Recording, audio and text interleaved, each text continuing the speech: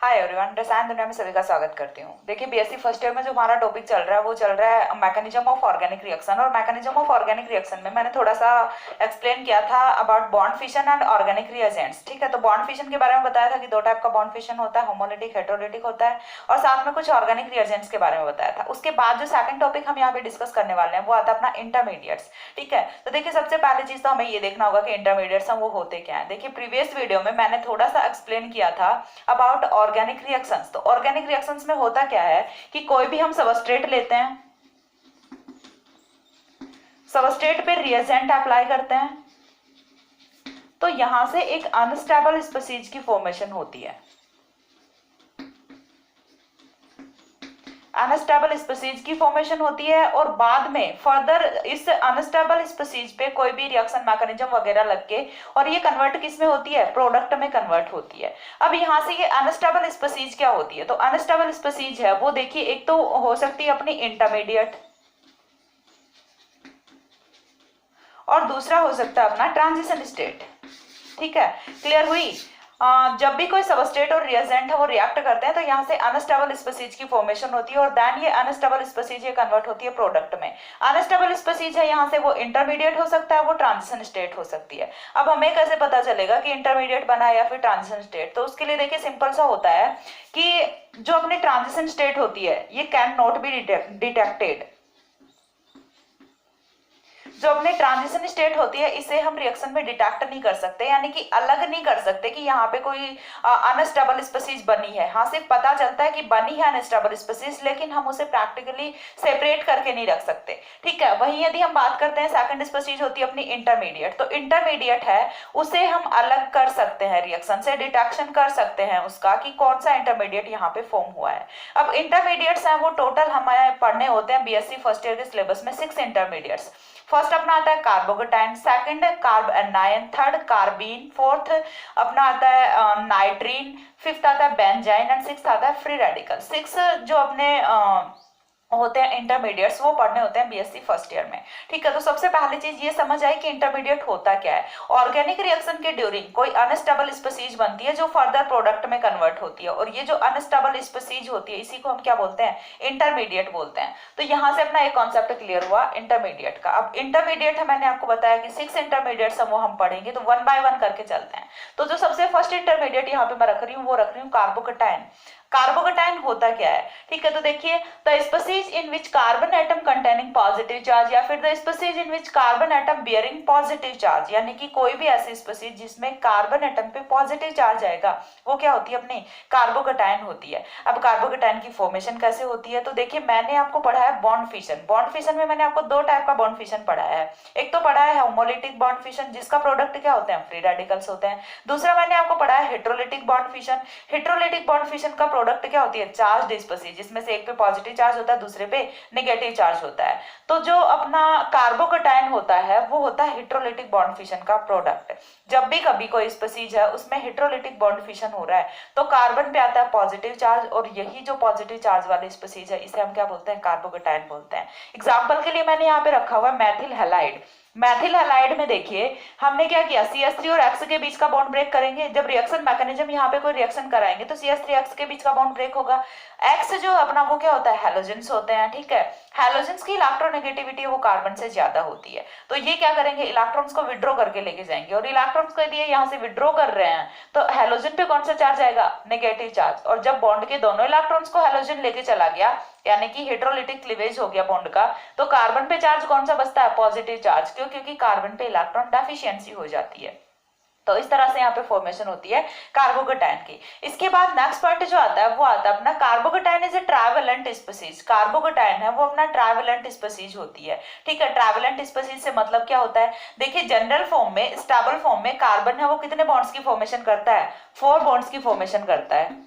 ठीक है, तो 4 बॉन्ड्स है तो हम इसे क्या बोलेंगे, टेट्रावेलेंट। ठीक है, ये वाली स्पीसीज अपनी कौन सी होती है, टेट्रावेलेंट होती है। लेकिन जब हमने यहाँ से एक बॉन्ड है इसे ब्रेक कर दिया तो यहाँ पे बॉन्ड्स कितने बचते हैं, 3 बॉन्ड्स बचते हैं, और इन्हीं 3 बॉन्ड्स की वजह से हम इसे क्या बोलते हैं, ट्राइवेलेंट स्पीसीज बोलते हैं। ठीक है, ट्राइवेलेंट स्पीसीज बोलते हैं, यानी कि कार्बोकेटाइन का जो कार्बन है उसकी 3 वैलेंसीज हैं वो कंप्लीट होती हैं, तो इसीलिए हम इसे क्या बोल रहे होते हैं, ट्राइवेलेंट स्पीसीज बोल रहे होते हैं। नेक्स्ट अपना आता है the hybridization of carbocation carbon is sp2। ठीक है, जो अपना कार्बोकेटाइन का कार्बन एटम होता है उसका हाइब्रिडाइजेशन क्या होता है, sp2 हाइब्रिडाइज्ड फॉर्म में होता है। हाइब्रिडाइजेशन जब भी हमें कैलकुलेट करना होता है हम क्या करते हैं, number of sigma bonds count करते हैं plus number of lone pairs count करते हैं। तो देखिए अपना ये हुआ कार्बोकेटाइन, कार्बोकेटाइन में क्या आपको यहाँ पे कोई लोन पेयर दिख रहा है, नहीं है लोन पेयर ऑफ इलेक्ट्रॉन, तो फिर हम क्या करेंगे, नंबर ऑफ सिग्मा बॉन्ड्स को काउंट करेंगे, 1 2 3 सिग्मा बॉन्ड्स यदि हैं तो हाइब्रिडाइजेशन वो कौन सा होगा, देखिए sp2 होगा। एक तो यहाँ पे s ऑर्बिटल हाइब्रिडाइजेशन में पार्टिसिपेट करता है और 3p में से 2 हैं वो तो हाइब्रिडाइजेशन में पार्टिसिपेट कर लेते हैं और pz है वो अपना अनहाइब्रिडाइज्ड ऑर्बिटल रह जाता है। इतनी चीज क्लियर हुई यहाँ से, तो यहाँ से sp2 हाइब्रिडाइजेशन होता है कार्बोकेटाइन का। अब नेक्स्ट जो अपना आता है कि हाइब्रिडाइजेशन हमने फाइंड आउट कर लिया तो फिर हमें ऑर्बिटल स्ट्रक्चर है वो भी फाइंड आउट करनी होती है, और इवन कई बार तो एग्जाम में पूछ लिया जाता है draw the orbital structure of carbocation. ठीक है, कार्बोकेटाइन की ऑर्बिटल स्ट्रक्चर भी पूछ ली जाती है 1 या 2 मार्क्स के क्वेश्चन में। ठीक है, तो काफी इंपॉर्टेंट है यहाँ से ये। तो यहाँ पे देखिए ऑर्बिटल स्ट्रक्चर, जब हमने हाइब्रिडाइजेशन का पता लगा लिया sp2 hybridised carbon atom, so structure will be trigonal planar.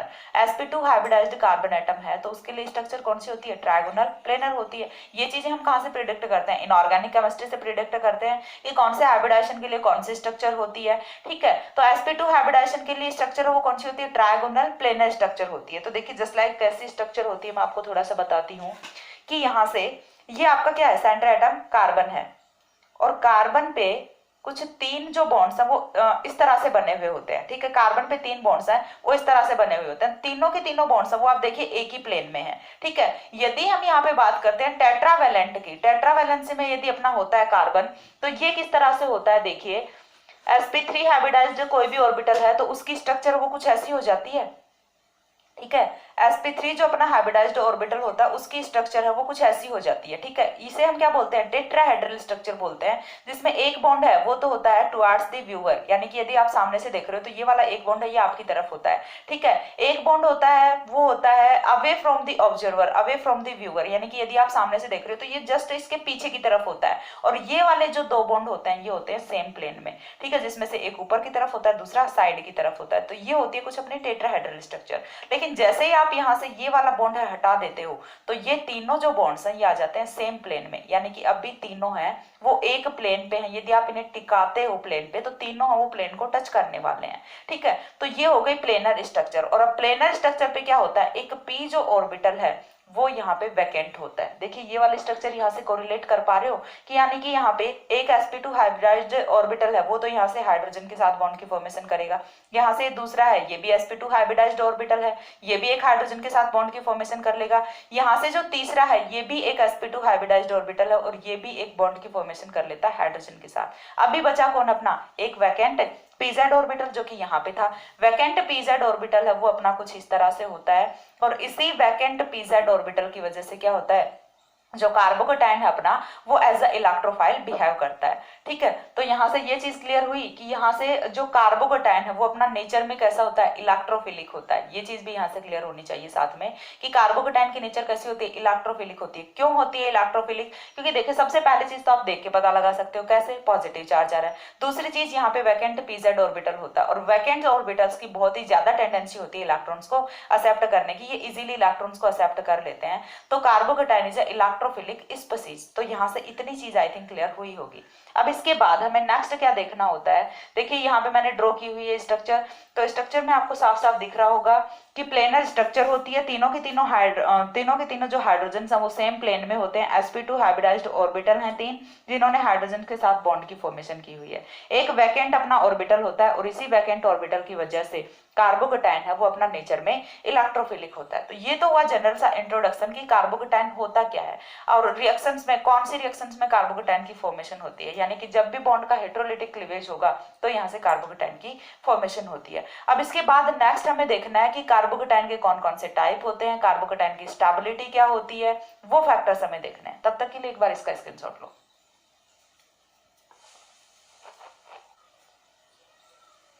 हो गया, तो यहाँ तक हुआ अपना कार्बोकेटाइन का जनरल सा इंट्रोडक्शन। इसके बाद हमें नेक्स्ट देखना है types of carbocation and stability of carbocation. तो नेक्स्ट जो पॉइंट है वो जो हम चलते हैं स्टेबिलिटी ऑफ कार्बोकेटाइन पे, कि कार्बोकेटाइन की स्टेबिलिटी है वो किस तरह से होती है। देखिए स्टेबिलिटी के केस में मैं आपको एक चीज बता दूं कि कार्बोकेटाइन है वो अनस्टेबल स्पीसीज होती है। क्यों होती है अनस्टेबल? क्योंकि ये चीज मैं आपको पहले ही बता चुकी हूँ कि रिएक्शन के ड्यूरिंग जो इंटरमीडिएट फॉर्मेशन होती है वो सारे के सारे intermediates, not even in carbocation, सारे के सारे जो ऑल इंटरमीडिएट्स फॉर्म होते हैं वो सभी अनस्टेबल होते हैं। और अनस्टेबल होते हैं तभी तो वो फर्दर प्रोडक्ट में कन्वर्ट होते हैं। यदि स्टेबल होते तो ये फिर तो प्रोडक्ट में कन्वर्ट ही ना होते, प्रोडक्ट फाइनल यही हो जाता। तो ये सारे की सारी स्पीसीज हैं ये अनस्टेबल स्पीसीज होती हैं, और अनस्टेबल स्पीसीज होने की वजह से ये मोर रिएक्टिव होती हैं। तो कार्बोकेटाइन की रिएक्टिविटी वो बहुत ज्यादा होती है। देखिए जनरल केसेस में क्या होता है, स्टेबिलिटी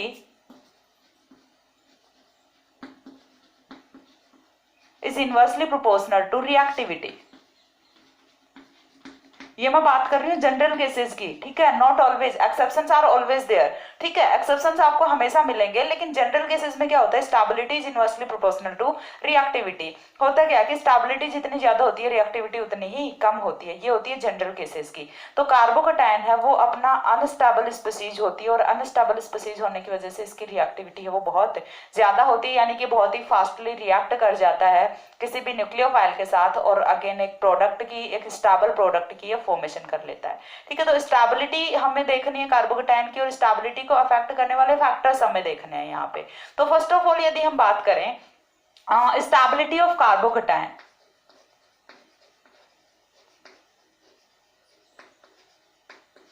स्टेबिलिटी ऑफ कार्बोकेटाइन,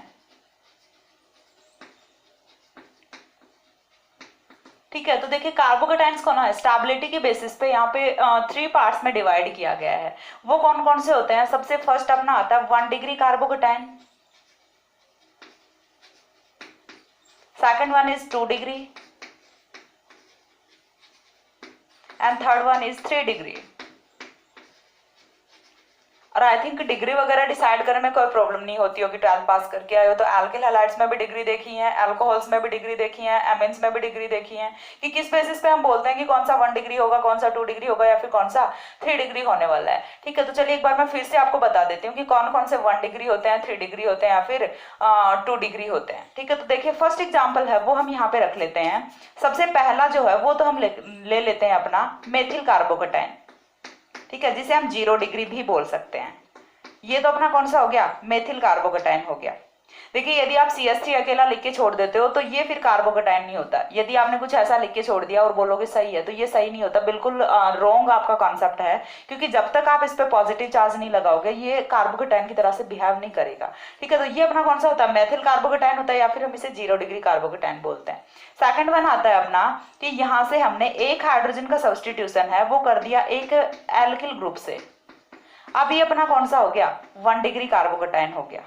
ठीक है, अब ये कौन सा हो गया, 1 डिग्री कार्बोकेटाइन हो गया। नेक्स्ट में हम क्या करेंगे कि हमने 2 हाइड्रोजन एटम्स का सब्सटीट्यूशन कर दिया 2 मेथिल ग्रुप्स से, तो अब ये हो गया 2 डिग्री। देन हम क्या करेंगे कि सारे के सारे जो हाइड्रोजन्स थे सभी का हमने सब्सटीट्यूशन कर दिया है एल्किल ग्रुप से, तो अब ये कौन सा बन गया, 3 डिग्री कार्बोकेटाइन बन गया। तो यहाँ से जो कॉन्सेप्ट है वो क्या है, समझ आ रहा है कि डिग्री का डिसाइडेशन आप किसके कैसे करोगे।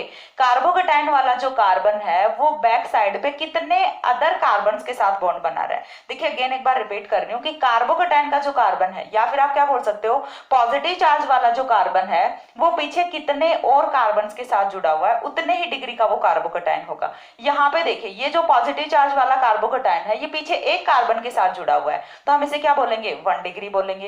ये पीछे 2 कार्बन के साथ जुड़ा हुआ है तो हम इसे क्या बोलेंगे, 2 डिग्री बोलेंगे। और इसके साथ तीनों ही कार्बन से जुड़े हुए हैं, तीनों मेथिल ग्रुप जुड़े हुए हैं, तीनों एल्किल ग्रुप जुड़े हुए हैं, तो हम इसे क्या बोलेंगे, 3 डिग्री कार्बोकेटाइन बोलेंगे। तो चीज समझ आई कि जो पॉजिटिव चार्ज वाला कार्बन है वो पीछे कितने कार्बन के साथ बॉन्ड बना रहा है, उसी के अकॉर्डिंग हम उसकी डिग्री डिसाइड करेंगे। यदि 3 कार्बन के साथ बॉन्ड बना रहा है 3 डिग्री होगा, 2 कार्बन के साथ बॉन्ड बना रहा है 2 डिग्री होगा, और यदि 1 कार्बन के साथ बॉन्ड बना रहा है तो 1 डिग्री होगा, होगा, और यदि सारे के सारे हाइड्रोजन्स होते हैं तो हम इसे क्या बोलेंगे, 0 डिग्री कार्बोकेटाइन बोलेंगे। तो ये तो हुआ जनरल सा ऑर्डर कि जनरल सा क्लासिफिकेशन की कार्बोकेटाइन है वो कितने टाइप का होता है। तो 3 टाइप का होता है, 1 डिग्री, 2 डिग्री, 3 डिग्री। ठीक है, अब इसके बाद हमें क्या देखना होता है कि इनकी स्टेबिलिटी का ऑर्डर देखना होता है, स्टेबिलिटी किसकी सबसे ज्यादा होती है। तो हम क्या बोलते हैं कि 3 degree is more stable than 2 degree then 1 degree और देन मेथिल कार्बोकेटाइन। ये हमने यहाँ पे ऑर्डर रख दिया, लेकिन इस ऑर्डर को हम कैसे मानने की ये करेक्ट है। तो देखिए यहाँ पे कुछ फैक्टर्स होते हैं जिनके बेसिस पे हम डिसाइड कर सकते हैं कि हाँ ये ऑर्डर अपना करेक्ट है, और उन फैक्टर्स को हम वन बाय वन करके सारा का सारा स्टडी करते हैं। तो चलिए सबसे पहले मूव करते हैं, अपना फर्स्ट फैक्टर किसकी तरफ मूव करेंगे, प्लस आई फैक्टर। ठीक है, तो यहाँ पे हम नेक्स्ट जो है वो देख लेते हैं, factors affecting stability of carbocation. Factors affecting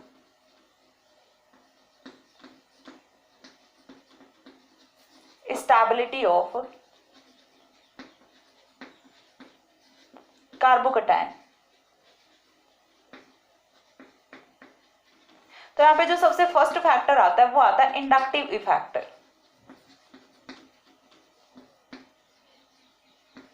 जिसे हम क्या बोल रहे होते हैं, plus I effect.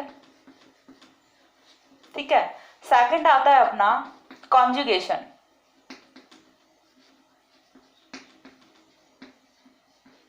Conjugation effect. Third आता है हाइपर कॉन्जुगेशन,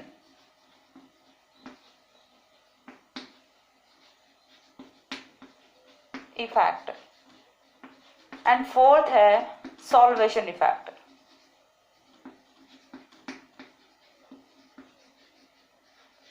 ठीक है, फर्स्ट क्या आता है inductive effect, plus I effect, second है कॉन्जुगेशन इफेक्ट, थर्ड है हाइपर कॉन्जुगेशन इफेक्ट, और फोर्थ है सॉल्वेशन इफेक्ट। यानी कि 4 टोटल यहाँ पे इफेक्ट्स हैं, 4 टोटल यहाँ पे फैक्टर्स हैं जो कि कार्बोकेटाइन की स्टेबिलिटी को अफेक्ट करते हैं, या तो बढ़ाएंगे या फिर घटाएंगे। ठीक है, तो हम यहाँ पे एक एक करके स्टडी करेंगे। तो जो अपना सबसे फर्स्ट आता है अपना plus I effect, inductive effect. तो इंडक्टिव इफेक्ट क्या होता है कि यदि कोई भी कहीं पे भी इलेक्ट्रॉन रिलीजिंग ग्रुप लगा हुआ होता है कार्बोकेटाइन पे, तो वो क्या करेगा, ऑलवेज कार्बोकेटाइन की स्टेबिलिटी को इंक्रीज करेगा। देखिए यहाँ पे फैक्टर क्या होता है, हम यहाँ पे लेके चल रहे हैं कार्बन, हम ले लेते हैं 3 डिग्री का। ठीक है, 3 डिग्री का जो कार्बन है उस पे चार्ज कौन सा है, पॉजिटिव चार्ज है। Positive charge that means electron deficient carbon. ठीक है, ये चीज आपको पता होगी कि जो न्यूट्रल स्पीसीज हैं वो ज्यादा स्टेबल होती हैं चार्ज्ड स्पीसीज से, चाहे वो पॉजिटिव चार्ज वाले स्पीसीज हो चाहे नेगेटिव चार्ज वाले स्पीसीज हो, हमेशा न्यूट्रल स्पीसीज हैं वो ज्यादा स्टेबल होती हैं। ठीक है, तो यहाँ से देखिए ये वाले जो स्पीसीज है ये अपनी लेस स्टेबल है। साथ ही ये चीज हम पहले बार बार मैं बोल के बता रही हूँ कि कार्बोकेटाइन इज अनस्टेबल स्पीसीज, तो इससे क्या चाहिए, स्टेबिलिटी चाहिए। स्टेबिलिटी कैसे मिलेगी, इलेक्ट्रॉन्स मिलने पे। क्यों, क्योंकि यहाँ पे क्या है, इलेक्ट्रॉन डेफिशिएंसी है। अब इलेक्ट्रॉन्स कहाँ से आए, तो देखिए इसके साथ कौन जुड़ा हुआ है, एल्किल ग्रुप जुड़ा हुआ है। और एल्किल ग्रुप की नेचर कैसी होती है, इलेक्ट्रॉन रिलीजिंग नेचर होती है। ठीक है, इलेक्ट्रॉन रिलीजिंग ग्रुप अपना होता है, electron releasing group. Methyl group है वो अपना इलेक्ट्रॉन रिलीजिंग ग्रुप होता है, और इलेक्ट्रॉन रिलीजिंग ग्रुप है तो ये क्या करेगा, इलेक्ट्रॉन्स को रिलीज करेगा, कार्बोकेटाइन पे जो पॉजिटिव चार्ज है उसे सेटिस्फाई करेगा। और यहाँ पे एक नहीं है, दो नहीं है, 3 रिलीजिंग ग्रुप्स हैं वो प्रेजेंट है। यहाँ से ये भी क्या करेगा, ये वाला मेथिल है ये भी इलेक्ट्रॉन्स को रिलीज करेगा कार्बन की तरफ, और यहाँ से ये वाला जो मेथिल ग्रुप है ये भी इलेक्ट्रॉन्स को रिलीज करेगा कार्बन की तरफ। और यदि सारे के सारे मेथिल हैं वो मिलकर इलेक्ट्रॉन दे रहे हैं कार्बोकेटाइन के कार्बन पे, तो कार्बोकेटाइन का जो कार्बन है वो यहाँ से थोड़ा सा सेटिस्फाई है वो फील करता है। ठीक है, तो इसकी वजह से यहाँ पे जो कार्बन है वो किसकी तरफ जा रहा है, न्यूट्रलाइजेशन की तरफ जा रहा है। और यदि ये न्यूट्रलाइजेशन की तरफ जा रहा है तो इसका जो चार्ज है वो कम हो रहा है, और चार्ज यदि कम हो रहा है तो स्टेबिलिटी है वो बढ़ रही है। तो इसी वजह से 3 डिग्री है वो सबसे ज्यादा स्टेबल होता है। क्यों, क्योंकि यहाँ पे 3 प्लस आई इफेक्ट वाले ग्रुप हैं वो लगे हुए होते हैं। नेक्स्ट हम आते हैं 2 डिग्री पे। तो 2 डिग्री पे देखिए यहाँ पे भी प्लस आई फैक्टर लग रहा है, लेकिन प्लस आई फैक्टर वाले ग्रुप हैं वो कितने हैं, 2 हैं। और 2 यदि प्लस आई फैक्टर वाले ग्रुप हैं, यहाँ पे 3 प्लस आई फैक्टर वाले ग्रुप हैं, तो यदि 2 ग्रुप हैं तो ये कम सेटिस्फाई करेंगे ना पॉजिटिव चार्ज को, तो ये वाला जो 2 डिग्री होता है ये लेस स्टेबल होता है। देन हम आते हैं 1 डिग्री पे।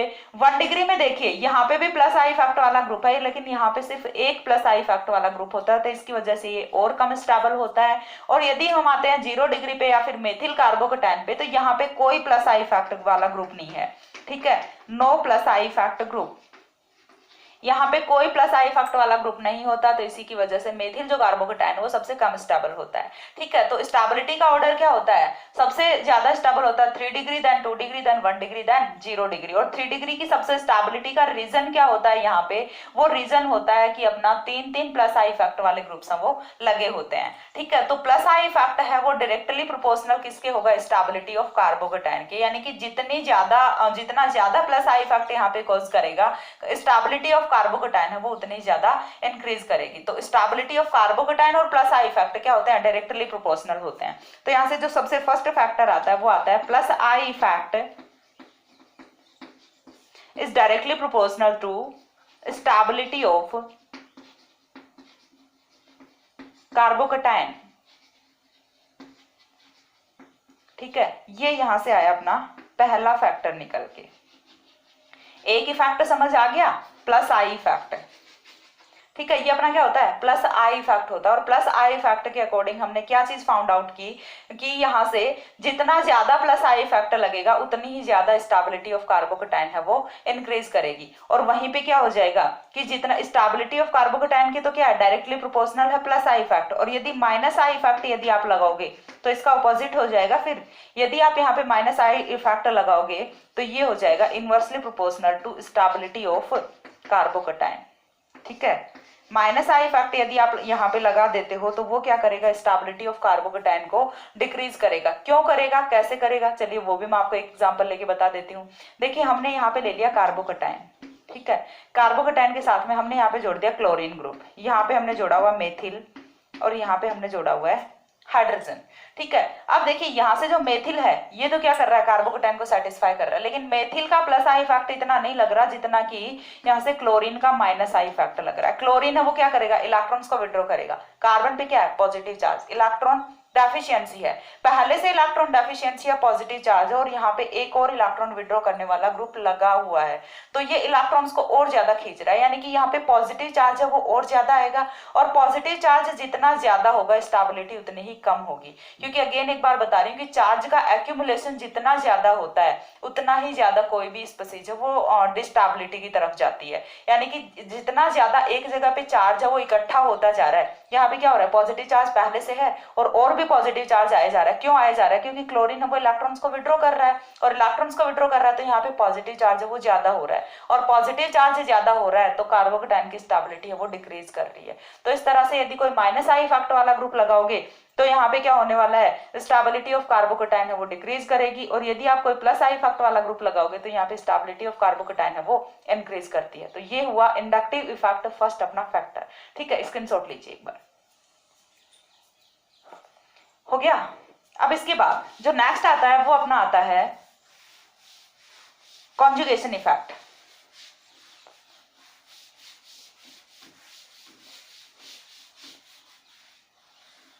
नेक्स्ट आता है कॉन्जुगेशन इफेक्ट।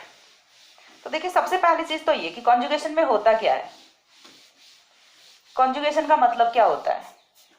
तो कॉन्जुगेशन का मतलब यदि मैं यहां से आपको एक्सप्लेन करूं तो सिंपल सा है कि कहीं पे भी यदि आपको double bond, single bond, double bond, ठीक है, ऑल्टरनेट मिल रहे हैं तो क्या होगा, कॉन्जुगेशन होगा। यदि कहीं पे भी आपको double bond, single bond, then lone pair alternate मिल रहे हैं तो भी कॉन्जुगेशन होगा। यदि आपको कहीं पे भी double bond, single bond, negative charge alternate मिल रहे हैं तो भी यहाँ पे कॉन्जुगेशन होगा, और यदि double bond, single bond and positive charge alternate मिल रहे हैं तो भी क्या होता है, कॉन्जुगेशन होता है। तो ये तो हुआ सबसे पहली चीज की कॉन्जुगेशन होता क्या है, कैसे कैसे वाले जो केसेस हैं जहाँ पे कॉन्जुगेशन है पॉसिबल होता है। ठीक है, तो कॉन्जुगेशन समझ आया कि यदि कहाँ पे डबल बॉन्ड, सिंगल बॉन्ड और डबल बॉन्ड है तो वो क्या होगा, कॉन्जुगेशन होता है। Double bond, single bond, lone pair of electron, negative charge या फिर पॉजिटिव चार्ज ऑल्टरनेट यदि आपको मिलते हैं, एक के बाद एक यदि आपको मिलते हैं, तो ऐसी जो सिचुएशन होती है हर सिचुएशन में कॉन्जुगेशन है वो कॉज करता है। ठीक है, अब कॉन्जुगेशन है वो स्टेबिलिटी ऑफ कार्बोकेटाइन को किस तरह से अफेक्ट करता है वो चीज हमें देखनी है। तो conjugation is directly proportional to stability of carbocation. ठीक है, तो यहां से होता क्या है, conjugation is directly proportional to stability of carbocation.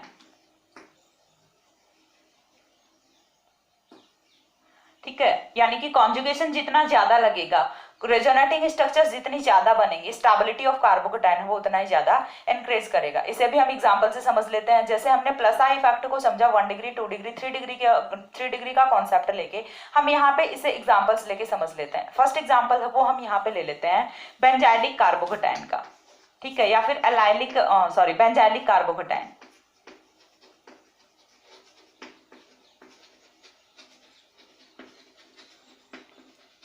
तो देखिए बेंजाइलिक कार्बोकेटाइन के केस में होता क्या है, यहाँ पे हमने क्या लिया, बेंजीन रिंग ली।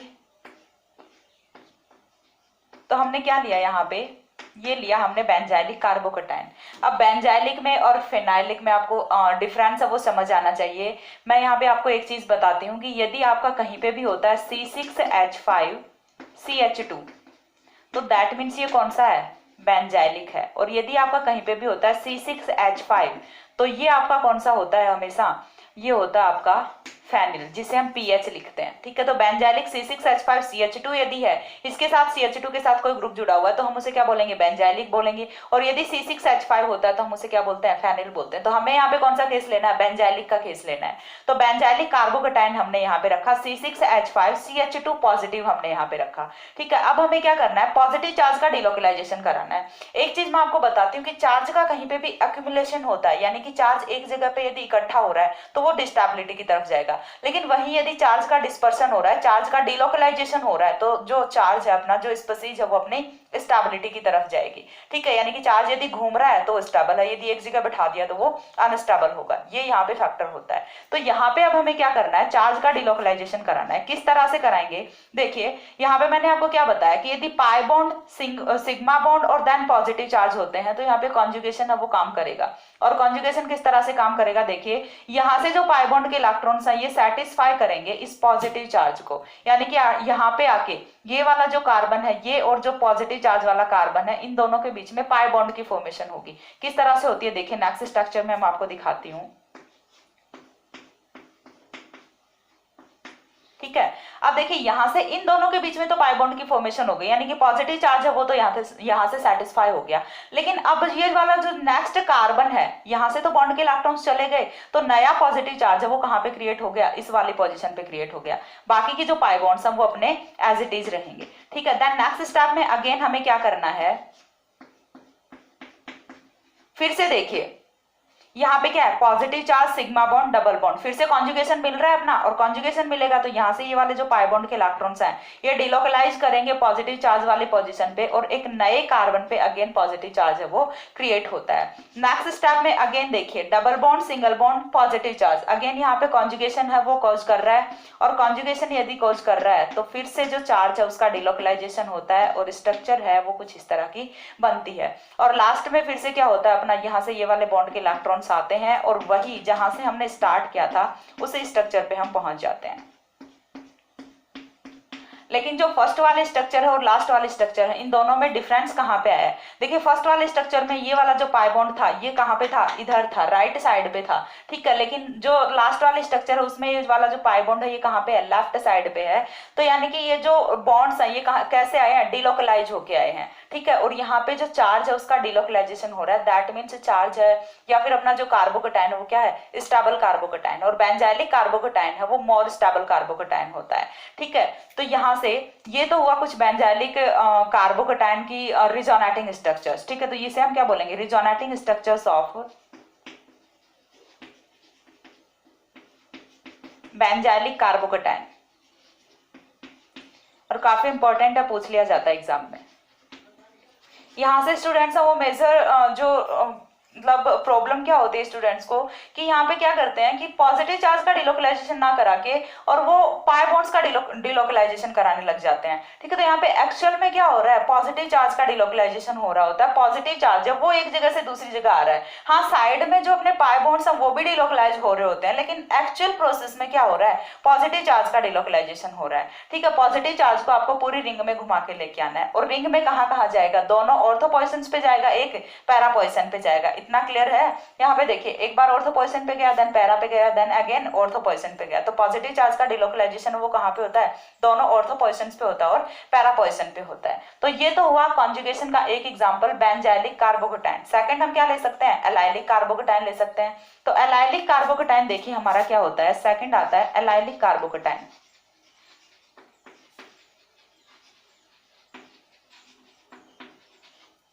एलाइलिक कार्बोकेटाइन क्या होता है, एलाइलिक कार्बोकेटाइन में हमें क्या करना होता है, सिंपल से आपको क्या लेना है, CH2 double bond CH single bond CH2 positive.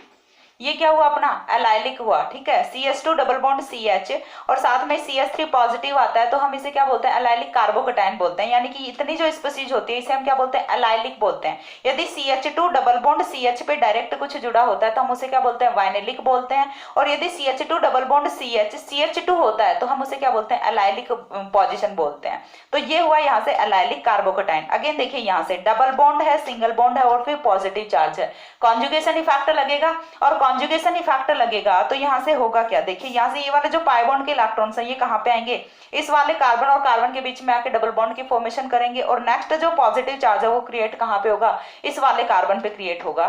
तो यहाँ से नेक्स्ट स्ट्रक्चर है वो कुछ इस तरह से फॉर्म होती है अभी भी एलाइलिक कार्बोकेटाइन, कोई डाउट नहीं है, अभी भी एलाइलिक कार्बोकेटाइन है, लेकिन ये कॉन्जुगेशन से क्या हो रहा है, स्टेबल हो रहा है। तो इस तरह से एलाइलिक कार्बोकेटाइन और बेंजाइलिक कार्बोकेटाइन है वो स्टेबल होते हैं, क्यों, कॉन्जुगेशन की वजह से।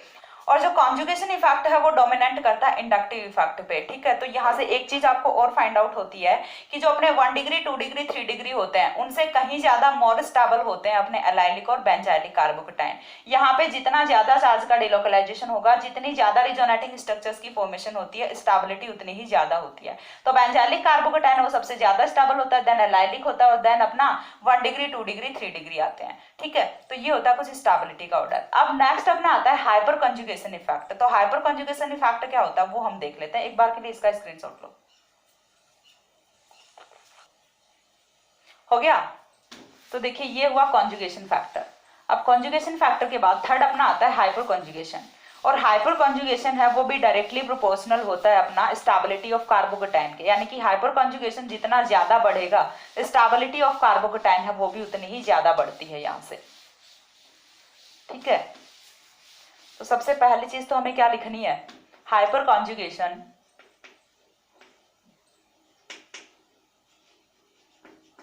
Is directly proportional to stability of carbocation.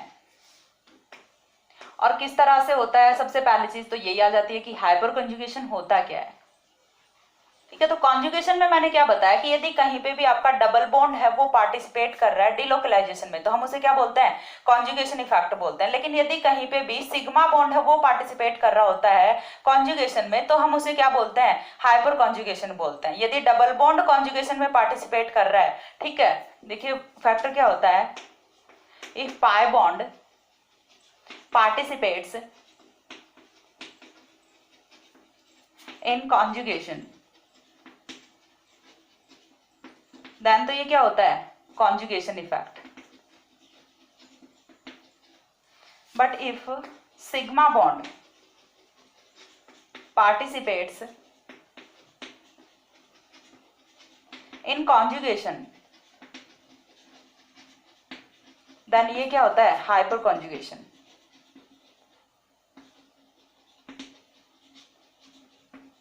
ठीक है, हाइपर कॉन्जुगेशन को हिंदी में क्या कहते हैं, अति संयुग्मन कहते हैं। तो यहाँ से आपको चीज समझ आती है कि अति यानी कि बहुत ज्यादा, यानी कि जब सिग्मा बॉन्ड कॉन्जुगेशन में पार्टिसिपेट करने पे उतर आया यानी कि अब तो अति हो चुकी है, ठीक है, बहुत ज्यादा हो गया, तो हम इसे क्या बोल रहे हैं, हाइपर कॉन्जुगेशन बोल रहे हैं, ठीक है। और हाइपर कॉन्जुगेशन है ये कार्बोकेटाइन को स्टेबलाइज करता है, करता किस तरह से, अब वो चीज हमें देखनी है। तो देखिए हमें यहाँ पे क्या देखना होता है कि फर्स्ट ऑफ ऑल हम ले लेते हैं अपना 1 डिग्री कार्बोकेटाइन,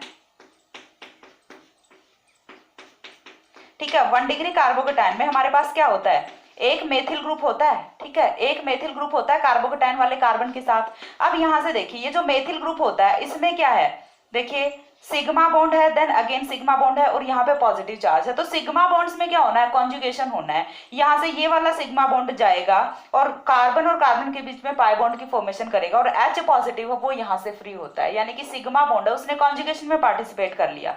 नेक्स्ट स्ट्रक्चर है वो यहाँ से कुछ इस तरह की फॉर्म होती है, देखिए CH डबल बॉन्ड CH और यहाँ पे क्या बना, H पॉजिटिव बना। अभी देखिए यहाँ पे जो कार्बोकेटाइन था वो नहीं रहा ना, यानी कि कार्बोकेटाइन को सेटिस्फाई किसने किया, सिग्मा बॉन्ड ने। अगेन देखिए ये तो बात हुई कि एक हाइड्रोजन की, अभी हमारे पास 2 हाइड्रोजन और हैं तो यहाँ से एक और हाइड्रोजन आएगा।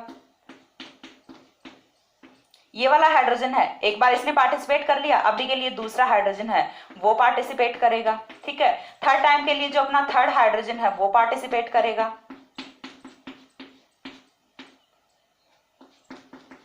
और बाकी के जो 2 हाइड्रोजन है वो ऐड रहेंगे। तो कुछ इस तरह से जो मेथिल ग्रुप प्रेजेंट होते हैं वो क्या करते हैं कि अपना एक एक हाइड्रोजन एक एक बारी करके और पाई बॉन्ड की फॉर्मेशन करते हैं कार्बोकेटाइन वाले कार्बन के साथ और कार्बोकेटाइन को स्टेबल करते हैं। तो इसे हम क्या बोलते हैं, हाइपर कॉन्जुगेशन बोलते हैं। और यहाँ से जो बने स्ट्रक्चर्स हैं इन्हें हम क्या बोलते हैं, हाइपर कॉन्जुगेटिव स्ट्रक्चर्स बोलते हैं। और जितनी ज्यादा हाइपर कॉन्जुगेशन स्ट्रक्चर्स होती हैं, ठीक है, उसी को हम क्या बोलते हैं, जितनी ज्यादा हाइपर कॉन्जुगेशन के ड्यूरिंग रिजोनेटिंग स्ट्रक्चर्स की फॉर्मेशन होती है, स्टेबिलिटी ऑफ कार्बोकेटाइन उतनी ही ज्यादा होती है, ठीक है। तो देखिए हमने जब लिया है 1 डिग्री कार्बोकेटाइन, ठीक है, 1 डिग्री कार्बोकेटाइन में अपने पास सिर्फ क्या है, एक मेथिल ग्रुप है और एक मेथिल ग्रुप पे 3 ही हाइड्रोजन्स हैं, तो यहाँ से 3 रिजोनेटिंग स्ट्रक्चर्स की फॉर्मेशन होती है। 1 डिग्री के केस में रिजोनेटिंग स्ट्रक्चर्स हैं या फिर हाइपर कॉन्जुगेटिव स्ट्रक्चर्स हैं वो कितनी बन रही हैं, 3 बन रही हैं। 2 डिग्री के केस में कितनी बनेगी, जब मेथिल ग्रुप 2 होंगे यहाँ पे तो 1 से 3 बन रही है, 2 से कितनी बनेगी, 6 हाइपर कॉन्जुगेटिव स्ट्रक्चर्स बनेगी।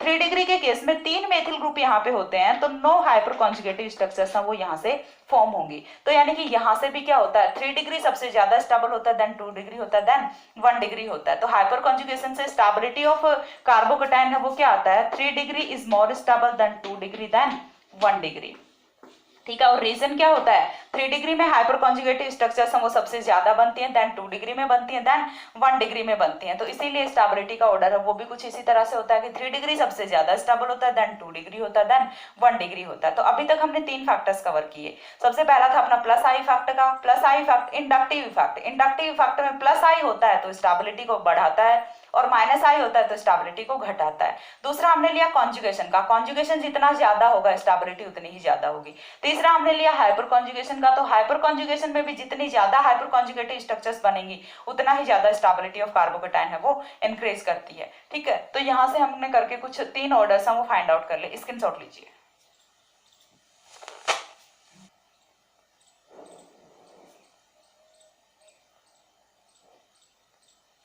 हो गया। तो इसके बाद जो नेक्स्ट फैक्टर आता है वो अपना आता है सॉल्वेशन इफेक्ट।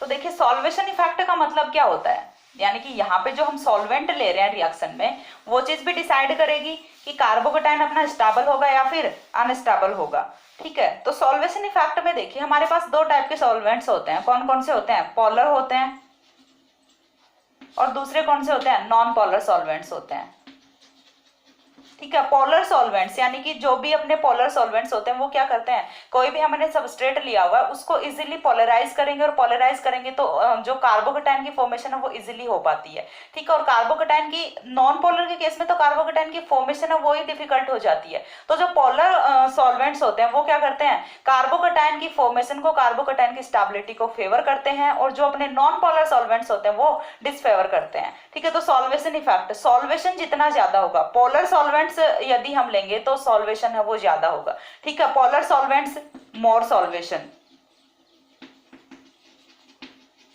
और यदि मोर सॉल्वेशन हो रहा है तो stability of carbocation increases,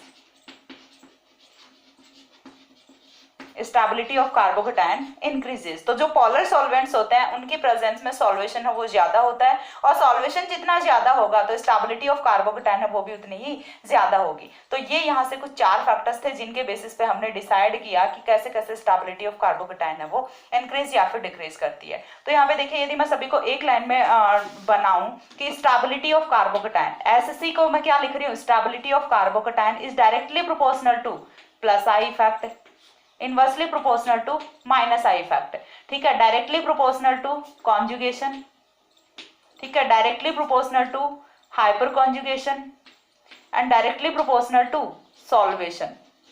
solvation जितना ज्यादा होगा स्टेबिलिटी ऑफ कार्बोकेटाइन उतनी ही ज्यादा होगी, और सॉल्वेशन जितना कम होगा स्टेबिलिटी ऑफ कार्बोकेटाइन उतना ही कम होगा। तो ये यहाँ से कुछ आता है अपना स्टेबिलिटी ऑफ कार्बोकेटाइन का फैक्टर, जिसे हम डिसाइड करते हैं 4 फैक्टर्स के बेसिस पे, और 4 के जो फैक्टर्स हैं वो मैंने आपको अच्छे से एक्सप्लेन किए हैं। आई थिंक इसमें कोई क्वेरी नहीं रहती होगी। इसके बाद कुछ एग्जांपल्स हैं जो अभी तक हमने पढ़े हैं, 1 डिग्री, 2 डिग्री, 3 डिग्री बेंजाइलिक एल्लाइलिक कार्बोकेटाइन्स, उनका स्टेबिलिटी का ऑर्डर है वो किस वे में होता है, वो चीज मैं आपको यहाँ पे बताती हूँ, ठीक है। तो देखिए जो अपने टोटल जो कार्बोकेटाइन्स अभी तक हमने पढ़े हैं सभी को एक स्टेबिलिटी का जो वे होता है उसमें हम अरेंज करते हैं, और वो अरेंजमेंट किस तरह से होता है वो चीज देखिए। तो अरेंजमेंट में देखिए मैंने आपको क्या बताया था कि सबसे ज्यादा जो इफेक्टिव इफेक्ट होता है वो कौन सा होता है, कॉन्जुगेशन का होता है, देन किसका होता है, हाइपर कॉन्जुगेशन का होता है, देन प्लस आई होता है, और देन अपना क्या होता है, सॉल्वेशन आता है, ठीक है। तो हमें यहाँ पे क्या करना है, 1 बाय 1 करके। सबसे पहले हमने क्या पढ़ा था, कॉन्जुगेशन पढ़ा। कॉन्जुगेशन में बेंजाइलिक जो अपना कार्बोकेटाइन था वहां पे सबसे ज्यादा रेजोनेटिंग स्ट्रक्चर्स की फॉर्मेशन हो रही है, यानी कि बेंजाइलिक कार्बोकेटाइन वो अपना सबसे ज्यादा स्टेबल होता है। और बेंजाइलिक कार्बोकेटाइन के केस में देखिए मैंने क्या फॉर्म किया था यहाँ से CH2, ठीक है, CH2 पॉजिटिव, यानी कि ये कौन सा हुआ अपना 1 डिग्री कार्बोकेटाइन हुआ, और 1 डिग्री है वो हमेशा लेस स्टेबल होता है इन कंपेयर टू 3 डिग्री। तो यहाँ पे भी तो इस तरह से हो सकता है ना कि CH पॉजिटिव, और तीसरा अपना क्या हो सकता है PH, यानी कि तीनों ही हम फेनिल ग्रुप जोड़ दें तो ये होगा कौन सा अपना 3 degree, then 2 degree, then 1 degree. तो सबसे ज्यादा स्टेबल अपना कौन सा होता है, ये वाला होता है। तो देखिए मैं यहाँ पे आपको कुछ लिख के बताती हूँ ऑर्डर कि C6H5 का थ्राइस C पॉजिटिव, कौन सा वाला केस है, जब तीनों के तीनों फेनिल रिंग जुड़ी हुए हैं, तीनों के तीनों C6H5 ग्रुप जुड़े हुए हैं कार्बन के साथ, तो उसकी स्टेबिलिटी है वो सबसे ज्यादा होती है सभी कार्बोकेटाइन्स में। देन अपना कौन सा आता है, यदि हम यहाँ पे बेंजीन रिंग है वो 2 कर देते हैं, फिर हमने क्या किया, बेंजाइलिक कार्बोकेटाइन अपना ले लिया C6H5 CH2 पॉजिटिव ले लिया, ठीक है। देन हम यहाँ पे क्या रखेंगे, अपना एलाइलिक कार्बोकेटाइन रखेंगे CH2 double bond CH CH2 positive, और एलाइलिक कार्बोकेटाइन के ऑलमोस्ट इक्वल जो स्टेबिलिटी है वो किसकी होती है, 3 डिग्री की होती है, ठीक है। देन अपना आता है 2 डिग्री, देन 1 डिग्री, और देन अपना आता है मेथिल कार्बोकेटाइन, ठीक है। तो बेंजाइलिक जो कार्बोकेटाइन्स हैं वो सबसे ज्यादा स्टेबल होते हैं।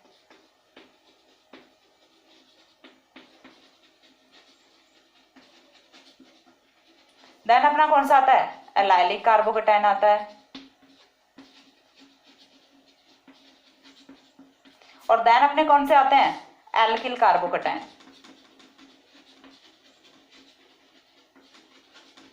ठीक है।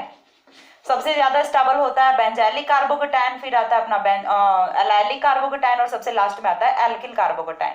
तो ये होता है इनकी स्टेबिलिटी का ओवरऑल ऑर्डर। इसके बाद आता है कि कार्बोकेटाइन में रीअरेंजमेंट किस तरह से होता है, क्योंकि हम बार बार क्या बोल रहे हैं कि 3 डिग्री सबसे ज्यादा स्टेबल होता है, देन 2 डिग्री होता है, देन 1 डिग्री होता है। तो यदि आपका कहीं पे 1 डिग्री कार्बोकेटाइन है और उसकी पॉसिबिलिटी है 2 डिग्री या फिर 3 डिग्री में रीअरेंज होने की, तो वहां पे रीअरेंजमेंट रिएक्शन होती है, वो चीज हमें देखनी है। तो देखिए नेक्स्ट आता है रीअरेंजमेंट इन कार्बोकेटाइन, और रीअरेंजमेंट के लिए यहां पे लिया गया अपना डेमजेनोव रीअरेंजमेंट, ठीक है। डेमजेनोव रीअरेंजमेंट हमें देखना होता है। डेमजेनोव रीअरेंजमेंट के लिए कंडीशन क्या होती है, CH3 CH2 CH2 NH2, 1 degree amine आपको लेना होता है, और ये यहाँ पे हमने लिया N प्रोपिल एमीन, ठीक है। साथ में हमें क्या लेना होता है, 1 डिग्री एमीन की रिएक्शन जब हम कराते हैं nitrous acid in HCl 0 to 5 degree centigrade temperature maintain करते हैं, तो यहां से डायजोटाइजेशन रिएक्शन होती है, ठीक है। यहां से कौन सी रिएक्शन हो रही है, डायजोटाइजेशन रिएक्शन होती है, यानी कि ये जो NH2 है ये कन्वर्ट किस में होगा, डायएजोनियम सॉल्ट में कन्वर्ट होगा। तो यहां से कुछ इस तरह का प्रोडक्ट बनेगा CH3 CH2 N2 पॉजिटिव, ठीक है। अब यहाँ से N2 पॉजिटिव की जब फॉर्मेशन हो गई, N2 positive Cl negative, diazonium salt की फॉर्मेशन हो गई, ये अपना क्या होता है, डायजोनियम सॉल्ट होता है, डायजोनियम सॉल्ट की फॉर्मेशन होने के बाद यहाँ से देखिए N2 गैस का इवोल्यूशन हो जाता है। जब हम इसे हीट करते हैं, जब हम इसे गर्म करेंगे तो यहाँ से N2 गैस है वो इजीली बाहर निकल जाती है। और इस रिएक्शन का ड्राइविंग फोर्स है कि रिएक्शन क्यों हो रही है आगे, वो भी क्या होता है कि यहाँ से इवोल्यूशन ऑफ N2 होता है। N2 गैस है वो एलिमिनेट करती है, N2 गैस बाहर निकलती है। अब N2 गैस यदि यहाँ से बाहर निकल रही है, माइनस क्या होगा, N2 गैस होगा। और N2 गैस बाहर होगा तो देखिए नाइट्रोजन और कार्बन में से इलेक्ट्रोनेगेटिविटी किसकी ज्यादा है, ऑब्वियस सी बात है कार्बन की नाइट्रोजन की इलेक्ट्रोनेगेटिविटी सबसे ज्यादा है। तो यहाँ से नाइट्रोजन है वो बॉन्ड के इलेक्ट्रॉन्स को लेके जाएगा और कार्बन पे चार्ज कौन सा बचेगा, पॉजिटिव चार्ज बचेगा। और यही तो हमें चाहिए था, CH2 पॉजिटिव बन गया काम। किसकी फॉर्मेशन हो गई, 1 डिग्री कार्बोकेटाइन की फॉर्मेशन हो गई।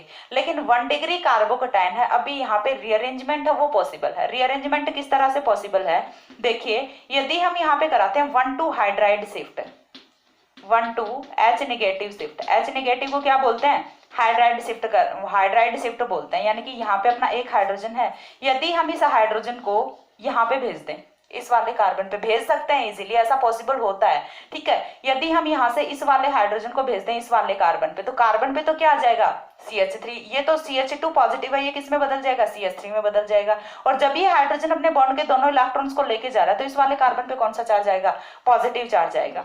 यानी कि कुछ ऐसे स्ट्रक्चर है वो यहाँ से फॉर्म होती है, ठीक है। CH3 CH पॉजिटिव CH3, यहाँ पे कार्बोकेटाइन है वो अपना कौन सा था, 1 डिग्री कार्बोकेटाइन था। क्यों, क्योंकि पीछे कार्बन देखिए, पीछे ये वाला जो कार्बोकेटाइन वाला कार्बन है ये पीछे एक कार्बन के साथ बॉन्ड बना रहा था, यानी कि 1 डिग्री कार्बोकेटाइन था। यहाँ पे देखिए ये वाला जो कार्बोकेटाइन का कार्बन है ये 2 कार्बन के साथ बॉन्ड की फॉर्मेशन कर रहा है, यानी कि 2 डिग्री कार्बोकेटाइन यहाँ से बन गया। और 2 डिग्री कार्बोकेटाइन है वो ज्यादा स्टेबल होता है 1 डिग्री कार्बोकेटाइन से। ये चीज समझ आ रही है, 2 डिग्री कार्बोकेटाइन है वो ज्यादा स्टेबल होता है 1 डिग्री कार्बोकेटाइन से। अब हम यहाँ पे यदि किसी न्यूक्लियोफाइल का अटैक कराते हैं, H2O का अटैक कराते हैं, तो यहाँ से फॉर्मेशन है वो किसकी होती है, देखिए यहाँ से फॉर्मेशन होती है CH3 CHOH CH3 की, यानी कि 2 डिग्री अल्कोहल की फॉर्मेशन होती है। अब हमें कैसे पता चला कि यहाँ पे रीअरेंजमेंट रिएक्शन है वो हुई है, तो उसके लिए देखिए यदि ऐसा वाला कुछ केस होता तो यहाँ पे फॉर्मेशन किसकी होती, 1 डिग्री अल्कोहल की होती। लेकिन यहाँ पे 2 डिग्री अल्कोहल है वो मेजर प्रोडक्ट होता है, ठीक है। ये होता है अपना मेजर प्रोडक्ट, यानी कि ज्यादा अमाउंट में कौन बन रहा है, 2 डिग्री अल्कोहल बन रहा है। यहाँ से 1 डिग्री अल्कोहल भी फॉर्म होता है, लेकिन 1 डिग्री अल्कोहल है वो कम अमाउंट में बनता है, 2 डिग्री अल्कोहल वो ज्यादा अमाउंट में बनता है। तो यहाँ से हमें ये चीज पता चलती है कि कार्बोकेटाइन उसमें रीअरेंजमेंट हुआ है, और रीअरेंजमेंट है वो पॉसिबल होता है। रीअरेंजमेंट का रीजन क्या है, रीअरेंजमेंट का रीजन यहाँ पे ये है कि 1 डिग्री कार्बोकेटाइन है वो 2 डिग्री में कन्वर्ट हो रहा है, यानी कि लेस स्टेबल कार्बोकेटाइन है वो मोर स्टेबल में कन्वर्ट हो रहा है। और कोई भी चीज हो वो हमेशा किसकी तरफ जाएगी, स्टेबिलिटी की तरफ जाएगी। तो 1 डिग्री लेस स्टेबल होता है, 2 डिग्री मोर स्टेबल होता है, और ये ज्यादा स्टेबिलिटी की तरफ जा रहा है। तो इसीलिए यहाँ पे क्या होता है, अपना रीअरेंजमेंट पॉसिबल होता है। और इसी रीअरेंजमेंट की वजह से 2 डिग्री अल्कोहल है वो हमें एज अ मेजर प्रोडक्ट मिलता है, ठीक है। तो ये तो था कार्बोकेटाइन के केस में, हमने स्टेबिलिटी देख ली, कार्बोकेटाइन का जनरल इंट्रोडक्शन देख लिया, कार्बोकेटाइन में रीअरेंजमेंट देख लिया। कार्बोकेटाइन वो काफी इंपॉर्टेंट है, पूछा जाता है एग्जाम्स में, सो इस वीडियो को स्किप मत करना। और यदि इसके बाद कोई क्वेरी रह जाती है तो कमेंट सेक्शन में बोल देना, मैं फिर से कोई सेपरेट वीडियो बना के और एक्सप्लेन कर दूंगी किसी भी एक पर्टिकुलर टॉपिक को, ठीक है। इसके बाद जो नेक्स्ट अपना इंटरमीडिएट आता है वो हम कोई दूसरा इंटरमीडिएट डिस्कस कर लेंगे। तब तक के लिए सी या, have a good day, thanks for watching.